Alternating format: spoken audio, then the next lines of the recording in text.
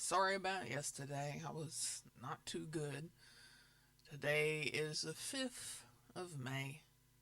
Is it a Tuesday? Yep. Damn. Anyway, Tuesday, the 5th of May, and we are moving along in The Reaper and the Scribe with the first installment of the Atkinson series of books proper. Continuing on from Sunday, right? Sheesh, where am I? What planet is this? So, let's get started. It's Bev. If you're out there listening somewhere, thank you for joining me. To continue taking part in this story, the following must be understood. Atkinson and Dewhurst had walked between the plane of existence and the realm of death since time began, and always did the job they were created for perfectly.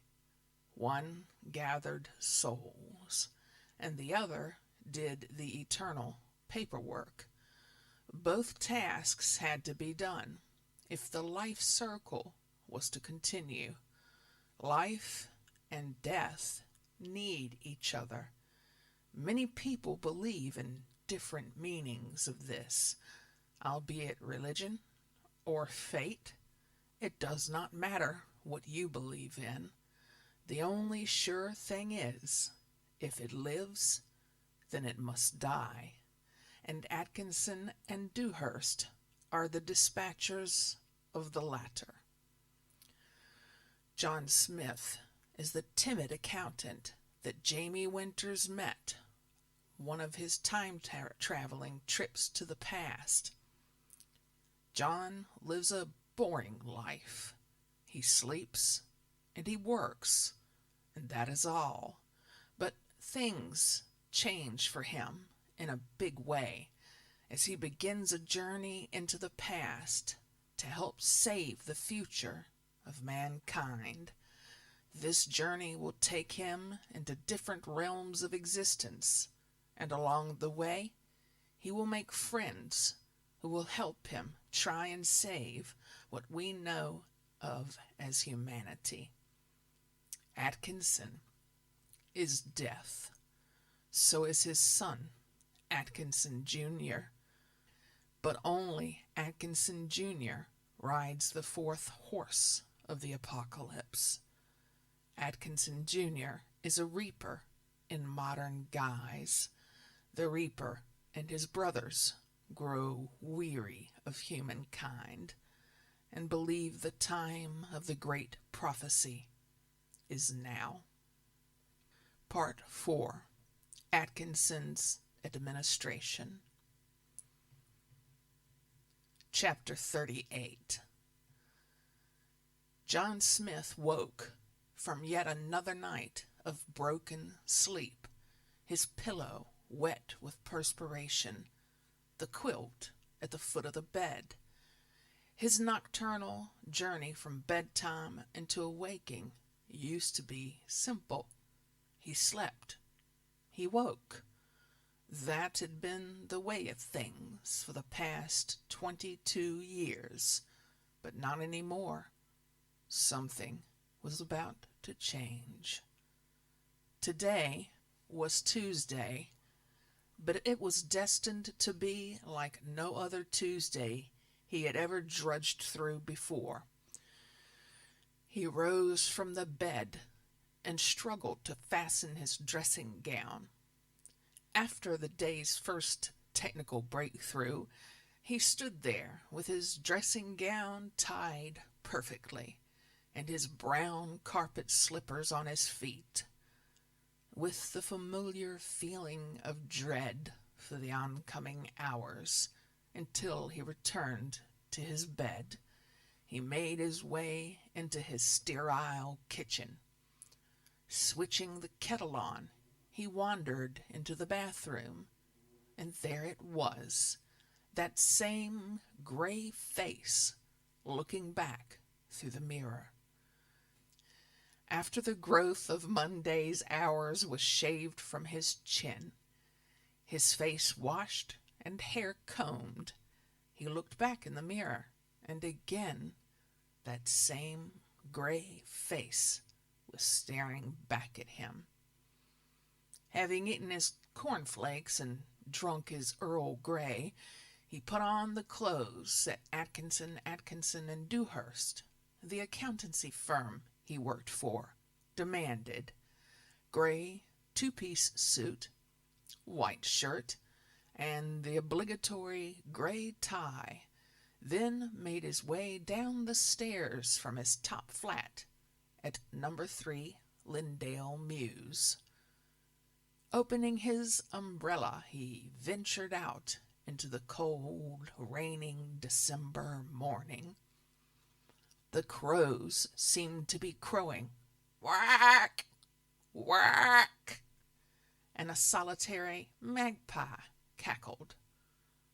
Why was it always one magpie, never 2 or 4, always 1 for sorrow? He thought to himself. That one magpie certainly matched his mood as he mounted the number 12 bus to take him into the city. The number 12 was on time and delivered him to his desk by 8:30. He ran the gauntlet of the younger, go-getting, upwardly mobile employees who took great delight in making his working life a misery. The female members of staff showed him the same amount of contempt as any woman he had ever met, and the bosses simply ignored him.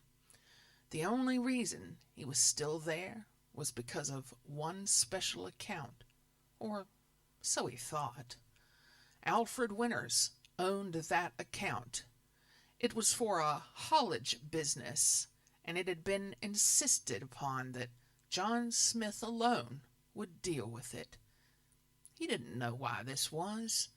He had dealt with this account from his very first day, 22 years ago that Christmas, and by a strange coincidence, that was the very day the account had started. He turned on his computer, and like every other morning, his inbox was full of internal mail. This was the new way of sending him all the hurtful and spiteful office memos. It seemed that some of his so-called work colleagues stayed up late to think up the new insults for his arrival at work each morning. This normally didn't bother him, but this was no ordinary Tuesday.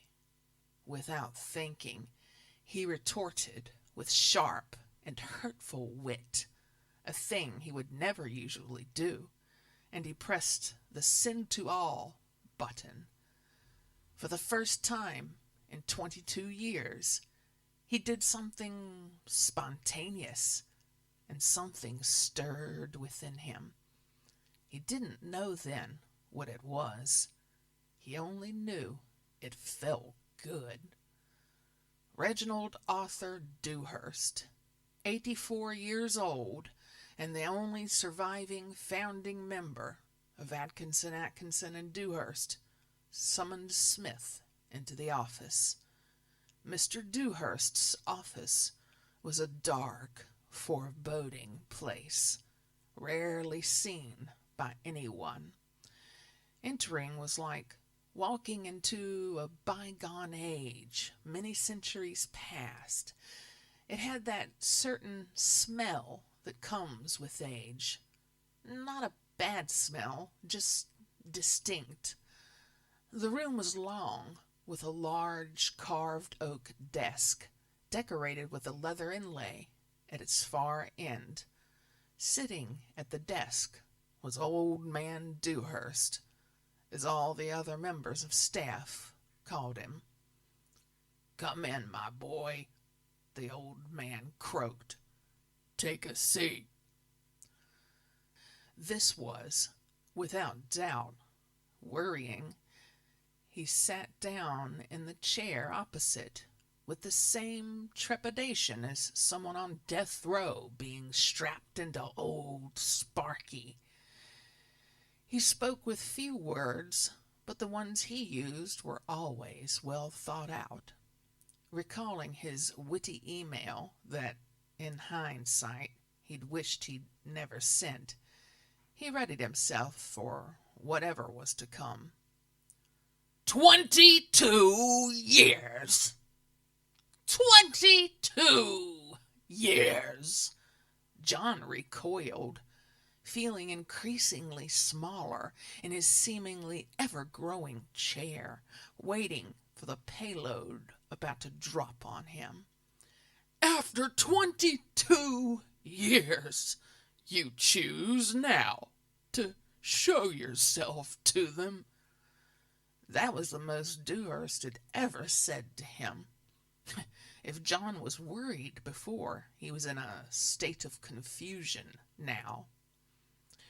Mr. Atkinson Sr. is unimpressed with your untimely intervention.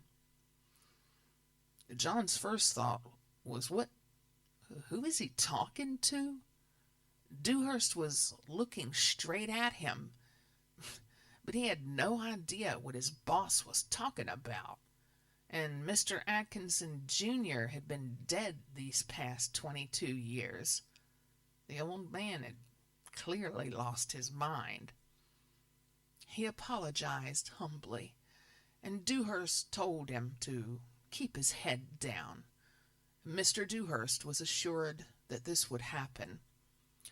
Returning to his dreary desk, John read everybody's response, none of which came close to what he would have called a good comeback, but he did not reply. He had a lot of work in his in-tray. He was confused and was looking forward to catching the number 12 back to Lindale Mews. The day seemed to drag more than ever. He was having one strange thought after another. He was feeling hot, his fingers missing the keys on his keyboard. Today was proving to be the strangest day he had ever known. His coworkers kept looking at him as he fumbled with his collar, which seemed to be too tight. For the first time ever, he had taken off his jacket, and perspiration could be seen under his arms. When the end of day bell rang, he was the first to log off his computer and be out the door. On the bus, he noticed people looking at him, staring. How rude, he thought to himself. People seemed to be talking about him. This was strange. No one had even noticed him before. Now this. Mr. Dewhurst's words were going over and over in his head. Who had the old man been talking to? He had been looking at John directly, and there was no one else in the room, but what did he mean? The tightness in his collar made him undo his tie. It had never been tight before. His head was pounding, and he was perspiring again. Get off this bus, he was thinking to himself, or he thought he was thinking that. It might have been someone saying it. He didn't know. All he knew was he had to get off. This had become the strangest of days. He needed the boring comfort of his home surroundings and to get the thoughts of today out of his head. It was quite apparent to him that he had become scared, but of what? He didn't know. With his bus stop now in sight, he depressed the stop bell, and the bus came to a halt. He eventually got off what had seemed the longest bus ride of his life. He saw the reassuring comfort of 3 Lindale mews in front of him, and he was safe and home. Unlocking the door of his little apartment, he noticed for the first time how cold it had become. On any other day, the first slight drop in temperature sent him running for his warmest vest and overcoat. With his tie undone and suit jacket over his shoulder, he closed the door behind him and climbed up the stairs to what he thought would be his usual tea and countdown to bedtime. Looking at the tins of beans and loaf of bread in his pantry, he began to prepare the Tuesday tea-time feast of beans on toast. Sitting down in his late 80s fitted kitchen with early 80s wall decor and even earlier utensils that he'd picked up in a second-hand market, his mind tried to unravel the day's events. The computer email messages, the strange audience with Mr. Dewhurst, the hellish bus ride home, and the discomfort with what seemed like his clothes tightening. After eating, he rose from the table, plate and cutlery in hand, and made his way to the sink. Staring blankly into the wall whilst washing the midweek silverware, he drifted back further, just short of 22 years to be exact, his first day at Atkinson and Dewhurst. At 8:25 on the 17th of December, 1977, he walked nervously into the clerk's office at Atkinson and Dewhurst, his present employer. The elderly gentlemen already at their desks made it look more like a retirement home than an office. Mr. Braithwaite, who by far looked the oldest of the Sunny Acres mob, slowly rose from his chair and showed the young man to what was going to be his desk for the rest of the millennium. The first job he was given was a customer of some importance. Mr. Braithwaite informed the new apprentice of this with a certain amount of unease. The apprentice would soon learn that there would be many things about his employment that he would not understand. "Look over this portfolio and report your findings to Mr. He stopped abruptly and said, "Report your findings to Mr. Dewhurst. Mr. Atkinson died last night." At those words from Mr. Braithwaite, he began thumbing briefly through the thick folio that would take up so much of his working life.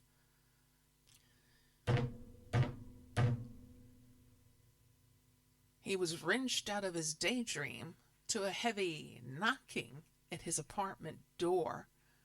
Drying his hands, he gingerly made his way to the door. He'd never had visitors before. With the chain firmly in place, he opened the door an inch or two. The small landing outside of the door was quite empty. There was no one to be seen.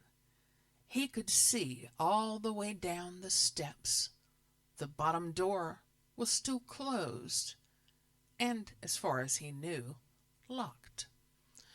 A smell of dampness and decomposing leaves, the smell of the woods in early January, had filled the passage. Although not a rambler of any kind, he recognized that bittersweet, earthy smell. Closing the door, he unhooked the chain and opened it fully letting the scent fill his apartment. Walking out past his threshold, he tripped on something. It turned out to be a box, a plain, brown, paper-covered, ordinary-looking box. It was about 12 inches square. It had no seams and no obvious top or bottom. The address was simply his name, John Smith. Looking at his name on this uninteresting box, it summed up his life, plain and uninteresting. He sighed, picked up the box, and retreated behind the safety of his locked door. Once inside, he curiously observed his new acquisition. The brown paper turned out to be some kind of skin-like material. He tugged and pulled at it, but was unable to tear or break it. Also, his name had now gone from its side, and the word Atkinson had taken its place. Like an excited child on a Christmas morn, he frantically tried to gain entry. After what had seemed a good hour, he ventured into the kitchen and returned with the sharpest knife he owned. Unfortunately, it was as dull as he was. He placed the only sharp part of the knife, the point, into what he had now randomly decided was the top of the box. The second that the point touched the box, it bled. Instantly retracting the blade, he dropped the box and fell motionless into his padded leather chair. Immediately, the bleeding stopped. By now, he understood what was happening. Quite simply, he was losing his mind. "If it was only that simple," said the voice in his mind that he'd last heard on the number 12 earlier that evening. Looking at the large railway clock on the mantelpiece, he saw that the round grayish-blue face showed that it was 7:10. The distinctive ticking of that faithful old timepiece was all he could hear. He seemed to feel more alone and scared at that moment than he had ever felt in his life. After about 10 minutes, he returned to the box lying on the floor and placed it on the coffee table in the middle of his small, cluttered living room. There were no stab marks on the box, and no spillage of blood, again pointing to the fact that he was having a nervous breakdown. Instantly dismissing this notion, in order to preempt the voice bellowing back into his brain, he picked up the box and carried it to the door, once again checking the passage. It was clear. The smell of the woods had now diminished. 13 steps down, and he was at the door. Just as he thought, it was locked. He unlocked the door, turned the rusty handle, and the box was evicted into the open waste bin. In a dramatic fashion, he clapped his hands in an up-and-down motion, like they used to do in old comedy movies. Turning back up the stairs, the door locked and double-checked behind him, he returned triumphantly to his living room. To his absolute horror, sitting proudly on the little coffee table, was the same 12-inch square brown box. He felt a pain grip his chest. Sweat started to collect in droplets on his brow, and it was hard to draw breath. He was literally frozen to the spot, petrified. All he could move were his eyes, and they were fixed firmly on the box that he had just thrown out. Be still. Sit down and relax. This voice wasn't like the other one. Welcome to schizophrenia, a lovely place that embraces all and their inner friends, he thought to himself. Of course, that would have been a good, simple answer, but it would have been the wrong one. The box will let you know when the time is right. Until then, be calm. All will become apparent at a later date. This time, the stark realization was that the voice was not inside his head. It was all around him. He seemed to recognize this deep, scary voice. Maybe it was scary because of the day that he had just experienced. What was he saying? Voices in his head, boxes that bleed and then refuse to be evicted. He could see why this voice was scary. After all, this was John Smith, hardly Rambo or Arnie. The next time he glimpsed at Old Faithful on the mantelpiece, it was 9:05. Everything had been calm for a while, so he tried to resume normal activities. Stepping back into the kitchen, he filled the kettle and set it to boil, placing his nighttime decaffeinated tea bag into his Sagittarian motif mug and toasted 2 crumpets. With supper on his tray, he returned to the sitting room, trying to ignore the box. Flicking on the television, he tried to relax. He watched a rerun of a money program special. He thought to himself, there should be more programs like this one, as he retired to bed. Lying in his bed, his mind was in overdrive.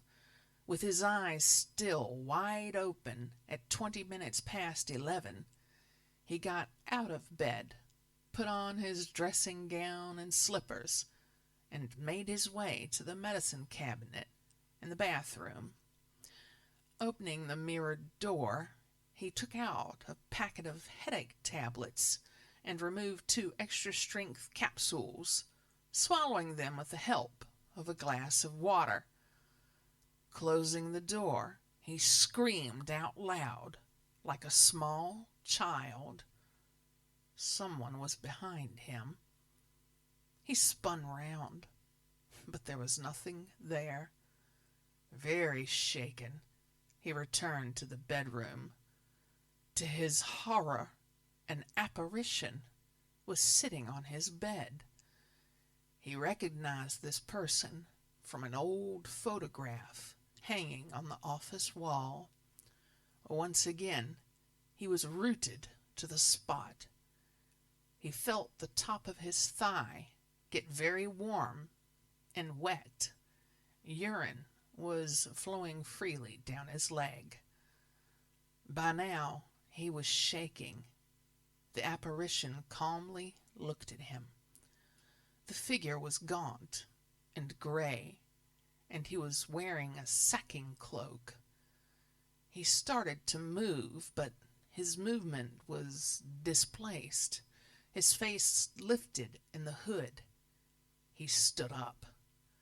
Because the sacking cloak took an extra second to catch up, John saw that he was wearing a tattered business suit underneath.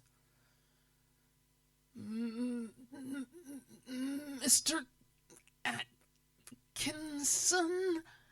John trembled, his breath now visible.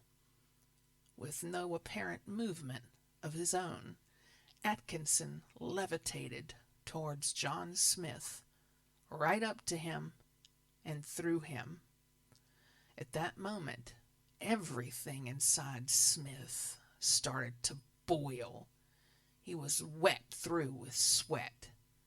Everything faded to gray, and he fell, first to his knees, and then flat on his face. When he regained consciousness, he was in bed, perfectly comfortable, perfectly safe. Looking at the alarm clock in his bedroom, he saw it was time to get up. He walked naked into the bathroom and had his usual invigorating shower, shaved, brushed his teeth, and looked at his reflection in the mirror. He smiled and looked forward to the day ahead.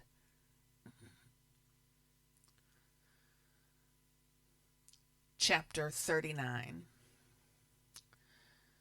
Whistling, he ran down the stairs of his apartment building. After locking the door, he noticed a peculiar, empty brown box in his lidless dustbin. Putting the lid back on, it reminded him of a dream he had had last night. Paying it no mind, he ran for the bus. The bus was a bit late, but he didn't mind. He was deep in conversation with a beautiful young woman at the bus stop. Work was the last thing on his mind. In a few short minutes, he had found out her name, Jenny.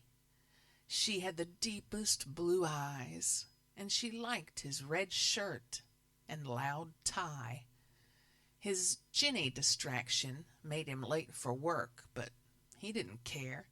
He had a date with her in town that very evening. He arrived at his desk at 8:45 and looked at the other workers, who were all looking in his direction. He recalled the first day all those years earlier with the elderly gentleman, and for the first time saw their modern-day counterparts for what they were. "Any of you jerks got a problem?" he asked inquisitively. All heads went south. "Keep it that way," he said. "And a coffee would be nice. See to it, Matthews." Philip Matthews was the main message author. He liked to think of himself as being sharp-witted and upwardly mobile. Today, he looked like a small boy about to get his bottom spanked. He quickly made for the coffee machine and brought it straight to John Smith's desk. John took a sip and thought it was just like its maker, wet and weak. Today was proving to be quite different to everyone else in the office, but to John Smith it was business as usual as he announced to the workforce, "I'm back!" Braithwaite hung his head because he knew who was now standing in front of him, but everyone else just fixed their eyes on who they knew as shy John Smith, but with different clothes on. John Smith's telephone rang. Picking it up, he heard, "Dewhurst here. Please step into my office." Picking up his coffee, he strode confidently into the office of Old Man Dewhurst, as he liked to call him. He went in, sat down, and said, "Good morning." "How do you feel?" inquired the old man. "I haven't felt this good in years," he replied. "It's so good to see you again. It's been a long time." 22 years, to be exact," he replied. I've got a date tonight with a beautiful young woman, so I won't be staying very long." "Not a problem," said Dewhurst. "Your office isn't quite ready yet. Will you be in tomorrow?" "That rather depends upon tonight," he replied, then left. After leaving the office, he made his way to Wednesday's Wardrobe, a clothing shop that sold his kind of clothes. The proprietors looked at him as he arrived. They were an attractive Gothic couple. More so the woman. She had a purple mohawk that was long at the back. She wore a corset that shaped her body like an hourglass, enhancing her already ample breasts into breathtaking beauty that this particular customer couldn't take his eyes off of. The other, her husband, he presumed, was more sedate in his apparel: long black hair, black shirt, and trousers. "It's time for a new outfit," said the customer. "Something to impress a lady," he continued.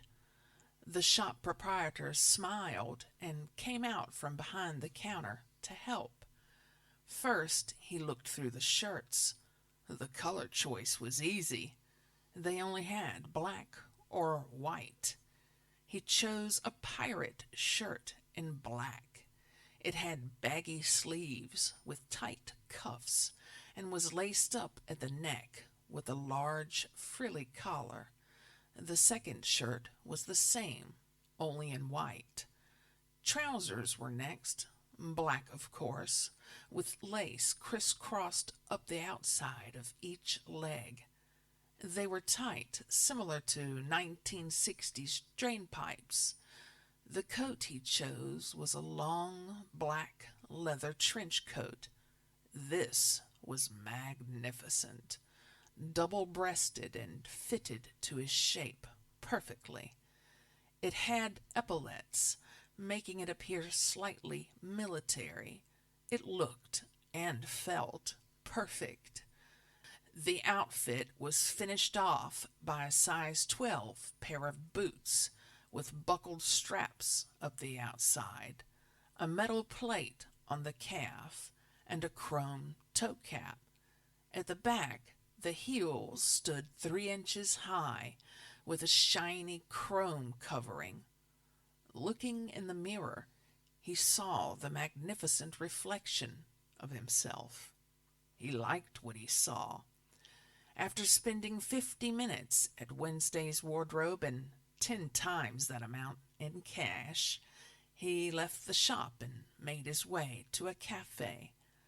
Sipping his hot, creamy latte, he had a flashback to the previous night.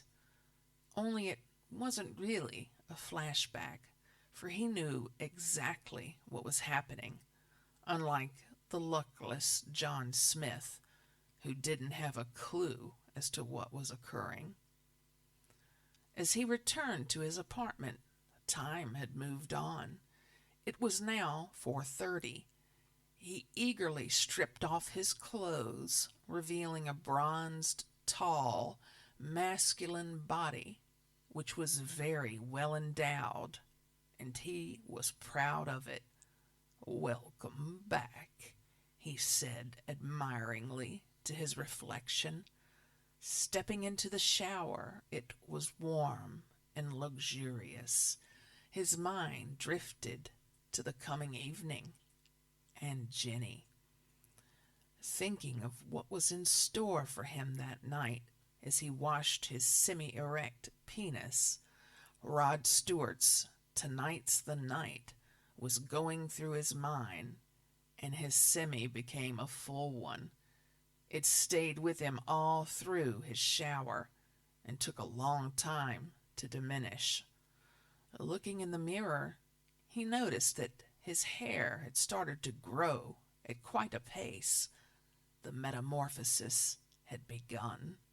What started as a ghostly figure a box made of skin, and a boring solitary accountant was mutating into Atkinson Jr., and everything that Smith had done over the past 22 years would be wiped from his memory. Tomorrow, he would be starting anew on his first day at work. This had been the case ever since Atkinson Sr. gave his son his own share of the work. But unlike Atkinson and Dewhurst, who could do anything at will, Atkinson Jr. needed this surrogate to exist. As for John Smith, well, John Smith was the last thing on Atkinson Jr.'s mind, as his administration was soon to take over Dewhurst's. Dressed in his fine new clothes, it was time to hit the town. As he was early for his date with Jenny, he called into the snake pit. The snake pit was the absolute opposite of modern wine bars, which he personally hated. It's dark and smelled of stale beer and cigarette smoke. The place had become dirty and uncouth over the 22 years he had been away, so after 2 rounds of absinthe, he made his way to the rendezvous point, where he saw Jenny waiting. She smiled as he drew near. She wore a long velvet coat, and he was trying to imagine the pleasures that lay beneath it. He kissed her hand and strolled with her to one of his favorite bars, the Phono. Descending the stairs, she removed the coat, revealing a long black skirt that offered a glimpse of the shape of her legs when she walked. Her sheer top revealed no undergarment, so that her small breasts were slightly moving up and down with each step. She wasn't thin, but was beautifully curved. To his eye, stick thin did not necessarily mean beautiful. He knew what beauty was, and he was looking at it. It was a shame, he thought to himself, that in a few short hours she will have slipped her mortal coil. After paying the man in the booth at the bottom of the stairs, the couple entered the club. This dark venue heaved with the likes of people Jenny had never seen. The small dance floor was full of gyrating bodies, twisting, stomping, and smiling. Jenny gaped in awe, but Atkinson only raised an eyebrow and grinned slyly. A tall, thin figure swaggered over to her and reached out an offering hand. Atkinson immediately knocked it away. Jenny just stared as the beautiful transvestite shrunk away with trepidation and no small amount of fear. Atkinson wasn't about to let a lowly human taint the perfection that he was keeping for himself on this night. Dancing was definitely not Atkinson's forte, so after a few drinks he decided that they must move on. Further uptown was a nightclub called the Windy House. There the couple chatted and drank some more and made much merriment. As they were speaking, sitting in a booth, people dressed in their Gothic finest looked on, as together they did make a stunning pair. Jenny had never been to this place either. It was a club for the local thriving Gothic community. Time spun away, and soon it was 2 a.m, and the club was closing. They were the last to leave, arm in arm, just like any other couple. Making their way through town, he noticed a few of the people from the club being heckled by younger revelers. This did not affect him, but he was curious. Leaving Jenny at the taxi queue, he told her he was going to get a pizza. She was quite safely talking to some friends of hers. He crossed the road and went down the alley to the disturbance he had witnessed. It had worsened, and now punches were being thrown at the passive Goths. "Why not pick on someone your own size?" he said to the 7 hoodlums attacking them. 3 of them came walking towards him. With speed difficult to detect with mortal eyes, he ran to meet them. Before they knew what was happening, 2 lay dead on the ground. In his left hand he held the head of one, blood dripping from its neck, and in his right the heart of the other. He turned to the 3rd one, leaned towards his face, opened his mouth, and bit his face clean off. Everyone was completely motionless as he took a bite of the blood-oozing heart. Another 2 mouthfuls, and it was gone. His eyes now glowed red, glaring like a rabid dog. He moved to the rest of the party. Taking 2 of them by the backs of their heads, he brought them together with so much force that their heads fused with a sickening crunch. Bones, brains, and a fountain of blood and gore spilled into the night, but so fast was his movement that none fell on him. His assailants fell to their knees. Grinning malevolently, he returned to the remaining 2. They tried to escape, but as they started running, he was suddenly in front of them. He laughed as he lifted one of them off the ground by the eye sockets. He had already removed the orbs, as they are quite a delicacy. This one screamed like a child. Only a minute ago he'd been calling all the shots. Atkinson bit his tongue off and swallowed it whole. As that one died, he turned to the last one, who screamed out as he drew near. What are you?" This insignificant creature didn't need to know who he was, but as it seemed to heighten his fear, he told him, "I am the absolute opposite of good, the one who stalks your dreams, the very darkness you fear in the night. I ride the 4th pale horse. I am death, and I will now deliver yours." The man soiled himself.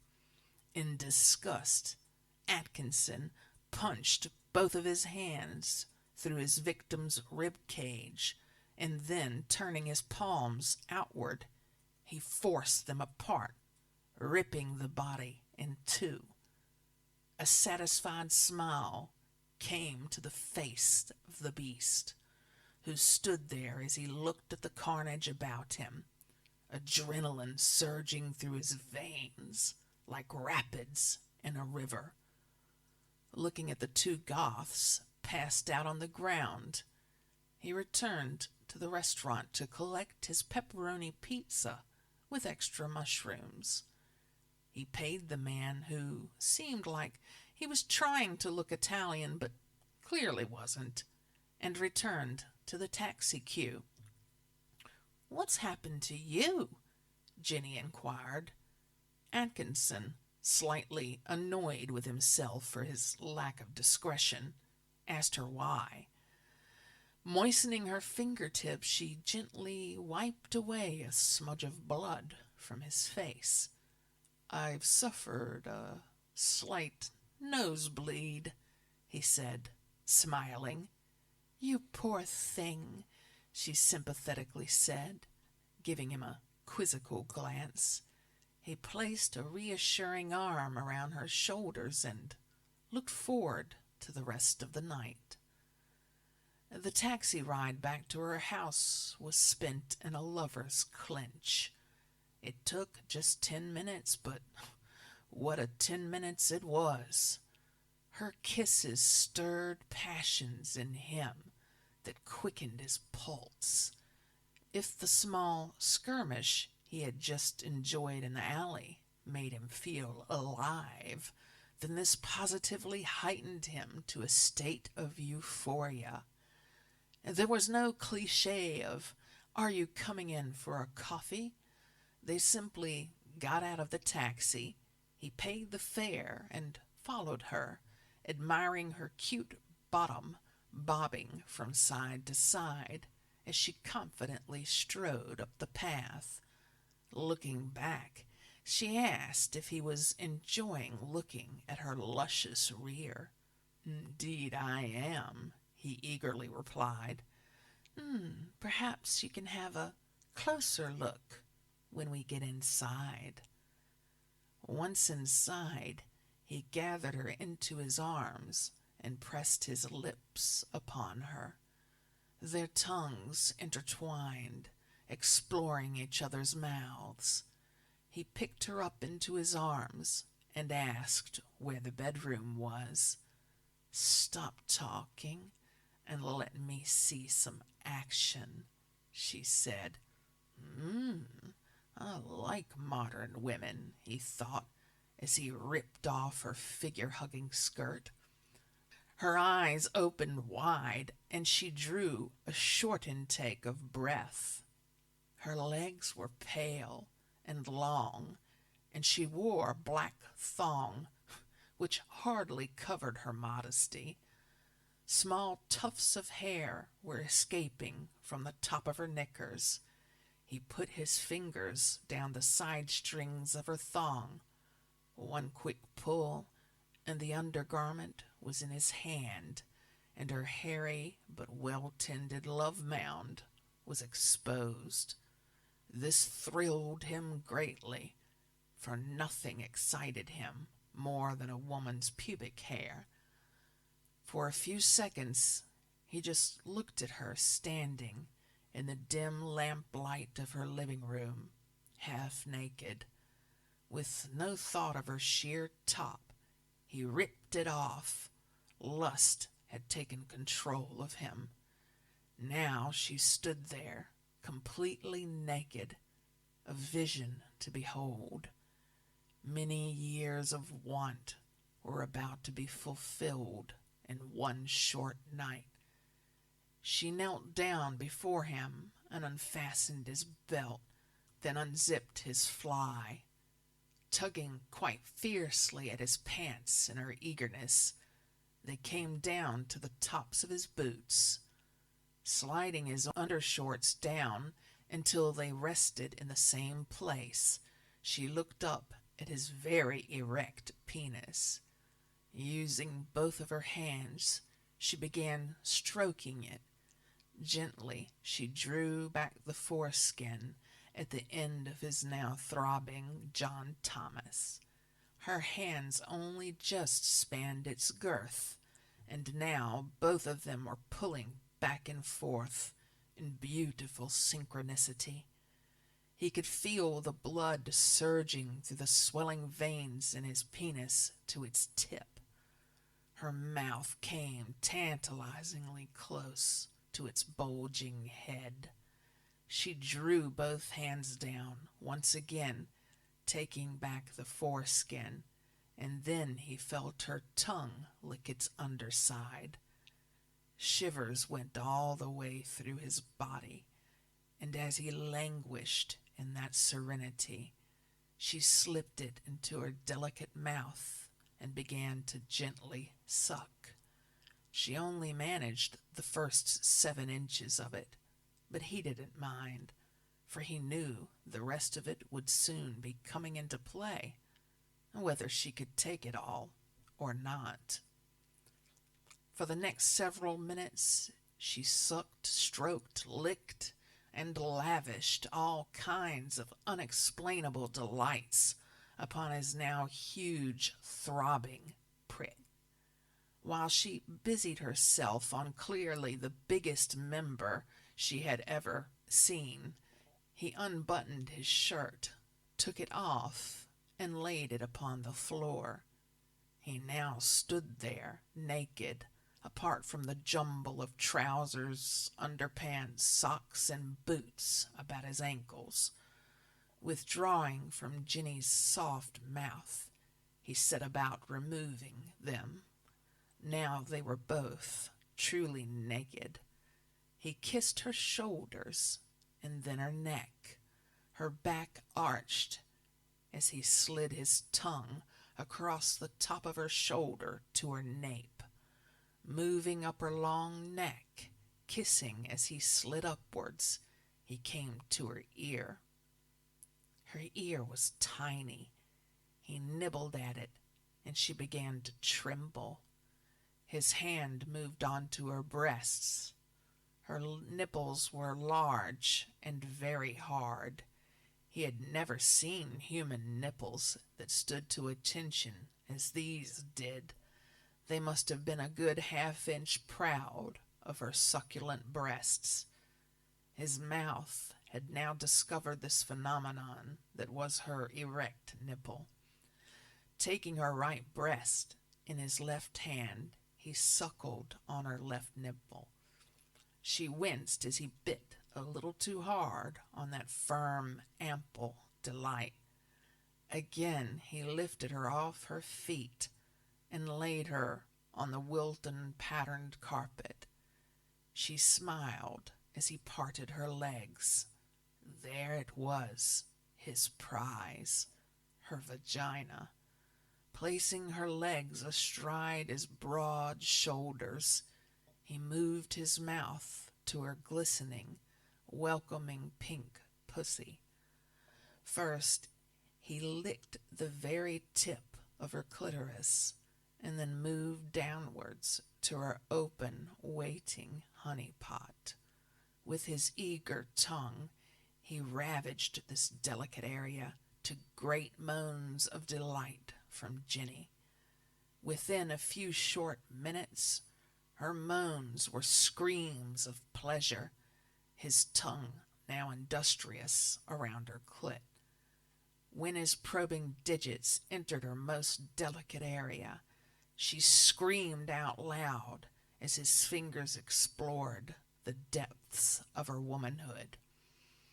Her body now writhed in untold pleasure, the likes of which she had never experienced, her nails scratching and clawing at his skin. "No more," she whimpered, "no more." But he was already moving his body into position. He lined his very long, hard cock to the mouth of her vagina. She gasped as he slotted its head into her hole. Her eyes widened, first in anticipation, then in pain, as he pushed more and more of it into her ever-widening pussy. He withdrew a little, then surged forward again and again and again. Now he almost had the full 10 inches of his penis inside her. She screamed in agony as he lunged deep into her over and over again. He could hear his heart beating as his strokes got faster and faster, deeper and deeper. Sweat now began to pour from him as her screams became less noisy. Her hands had let go of him and were just lying limp on the carpet. He surged ever onward, thrusting his huge erection again and again into her now bleeding pussy. The sight of blood just made him thrust harder. Her screams had now stopped. He ejaculated with a deep, penetrating thrust and a howl of fulfillment. His hot, sticky sperm rushed from the end of his penis with the rage of a volcano. He felt it fill her cavity and make its way down the side of his still thrusting phallus until it came to rest on his testicles. The intensity of the moment passed. He withdrew and laid on his back in the classic "How was it for you?" position and caught his breath. He looked at Jenny. She was motionless, her eyes fixed. He shook her shoulder, but there was no response. He turned her face towards his to reveal a lifeless expression. He got to his knees and looked at her properly, and yes, she was lifeless. Damn mortals, can't even fuck, he thought. He stood up and gathered together his clothes, got dressed, and looked at her lifeless, naked body, just lying there. Then he sat down and enjoyed his pepperoni pizza with extra mushrooms.